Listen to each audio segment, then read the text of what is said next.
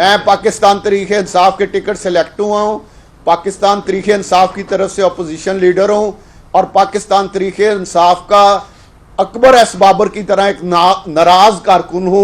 मुझे खान साहब की करप्शन की वजह से, उनकी नाअहली की वजह से और जो उन्होंने अदारों का और मुल्क का बेड़ा गर्क किया है, जो आज महंगाई है, जो आज लोड शेडिंग है, जो अदारे तबाह किए हैं, जो इस मुल्क पे अरबों रुपए का कर्ज चढ़ाया है, इस वजह से मैं इमरान खान के खिलाफ ऐलान बगावत आज से 2.5 साल पहले किया था जंगीर तरीन ग्रुप में जाके। तो मैं आज नहीं, अरसा दराज से ऐलान बगावत कर रहा हूँ और मैं अकबर एस बाबर का साथी हूँ। राज साहब, 14 अगस्त को ये हकीकी आज़ादी का मंशूर लेके, अमेरिका से आज़ादी का मंशूर लेके जा रहे हैं। दूसरी तरफ हर चीज़ वायरल है, मीडिया पे भी आया है, अमेरिका से ये इमदाद इन्होंने ली है, उनके लोग केपी गवर्नमेंट की तरफ वहाँ पे आए हैं, इसको कैसे आप देखते हैं? मैं पहले अर्ज कर चुका हूँ कि ये 2 नंबर आदमी हैं। एक तरफ अमेरिका मुर्दाबाद कहता है, दूसरी तरफ इसका वजीर आला सफीर को देता है, उससे इमदाद लेते हैं, उससे गाड़ियां लेते हैं, गाड़ियों की चाबियां लेते हैं, तमाम चीज़ें मीडिया पे कल परसों से आ रही हैं। तो इसके 2 चेहरे हैं, मैं पहले कह चुका हूं। एक चेहरा कौम के सामने इसने इस्लामी टच वाला रखा हुआ है, एक तरफ अमेरिका मुर्दाबाद कहता है, एक तरफ कहता है कि अमेरिका ने मेरी हुकूमत गिराई, दूसरी तरफ अमेरिका से इमदाद ले रहा है, गाड़ियां ले रहा है, रेड कारपेट उनके सफीर को दे रहा है। ये इसकी औकात है। राजा साहब, ज़िमनी इंतखाबात के हवाले से क्या देखते हैं, कौन सी पार्टी मजबूत होगी? इंशाल्लाह ज़िमनी इलेक्शन 9 सीटों पे होंगे। आप देखेंगे कि वहाँ पे आप जो इमरान खान के करतूत समझ चुके हैं लोग, वो कभी इसको वोट नहीं देंगे। अच्छा राजा साहब, ये बताइएगा, पहले आप जहांगीर तरीन ग्रुप के थे, अभी आप कह रहे हैं कि मैंने अकबर एस बाबर का मैं साथी हूँ, तो क्या जहांगीर तरीन ग्रुप की अभी कोई जो है वो हैसियत खत्म हो चुकी है जो आपने अकबर एस बाबर को ज्वाइन कर लिया? नहीं, मैं जहांगीर तरीन साहब मेरे बड़े भाई हैं, मैं उनके साथ भी हूँ, वो भी नाराज हैं, अलीम खान भी नाराज हैं, बहुत से लोग नाराज हैं खान साहब के साथ। उन नाराज लोगों से में से एक मैं भी हूँ और बहुत से लोग इमरान खान के साथ वो हैं जो खुद करप्ट हैं और उन्हें खान साहब की करप्शन का पता है। वो कहते हैं ठीक है, खान साहब भी खाएं, मैं उनके नाम नहीं लेना चाहता, और हम भी खाएं।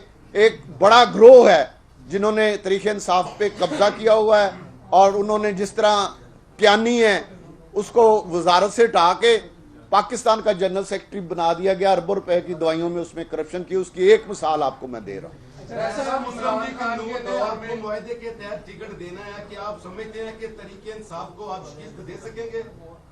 जब मैं तरीके इंसाफ से रिटायर होऊंगा उसके बाद मैं अपने साथियों से मशवरा करके करूंगा कि मैंने किस जमात से और किस टिकट से इलेक्शन लड़ना। राय साहब, इमरान खान के दौर में मुख्तलिफ एजेंसियों से फोन करवा के बिल पास करवाए जाते थे, वोट लिए जाते थे, और बाज लोगों को कंटेनर में बंद करने की भी इतलात है, जिनमें से एक आपका भी नाम है। इस पर क्या कहेंगे? नहीं, मुझे कंटेनर में बंद करने वाली बात गलत है, लेकिन मुझे फ़ोन ज़रूर कराए जाते थे। बल्कि मैं नाराज़ था एक मौके पे, तो मेरे पास स्पीकर असद कैसर आज जिंदा हैं, आप उनसे पूछ सकते हैं कि वो लॉजिस में मेरे कमरे में आए और 3 घंटे मुझे बैठ के उन्होंने कहा कि एक दफ़ा आप इमरान खान, मैंने कहा जी आप सिर्फ इतना कह दें कि इमरान खान करप्ट नहीं तो मैं अभी राज़ी हो जाता हूँ, आपके साथ उठ के चलता हूँ। लेकिन उन्होंने कहा मैं ये नहीं कहता, मैं आपको ये कहता हूँ कि आप मेरी खातर आज असम्बली में चलें, मेरा लिहाज कर लें, मैं स्पीकर हूँ, आपसे बड़ा हूँ। तो मैं उनके कहने पे असम्बली में के इजलास में गया था और खान साहब को अतमाद का वोट दिया था, हालांकि मैं अतमाद का वोट देने के लिए तैयार नहीं था।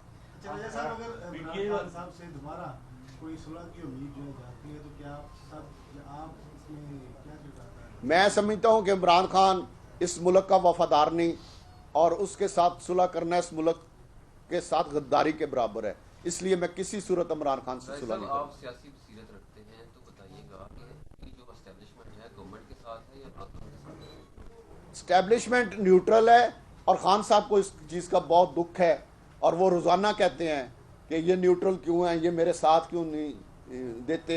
लेकिन मैं एस्टेब्लिशमेंट से यही अपील करूंगा कि वो जो न्यूट्रल का रोल अदा कर रहे हैं उसी को जारी रखें। उन्होंने कहा कि मुहर्रम के बाद पंजाब में हुकूमती अरकान नून लीग और पीपल्स पार्टी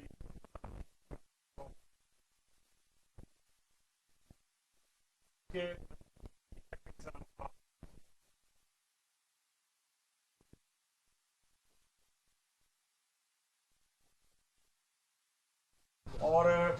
इमरान खान को नाहल कराना किए जाने का करीब टाइम आ चुका है। क्या आप देख रहे हैं कि यहाँ खाना जंगी हो सकती है, उनके कारकुनों और हमारे कारकुनों के दरमियान जंग होगी? नहीं, कोई खाना जंगी नहीं होगी। उसने करप्शन की है, उसको इलेक्शन कमीशन ने उसके खिलाफ फैसला दिया है। हुकूमत उस पर जो हुकूमत का रोल है वो अदा कर रही है और आखिर फैसला सुप्रीम कोर्ट में जाना है। और मुझे पूरी उम्मीद है कि खान साहब के खिलाफ इतने सबूत हैं कि वो सुप्रीम कोर्ट से नाअहल हो जाएंगे। इसीलिए मैं उनसे कह रहा हूं कि इज्जत के साथ खुद ही इस्तीफा दे दें।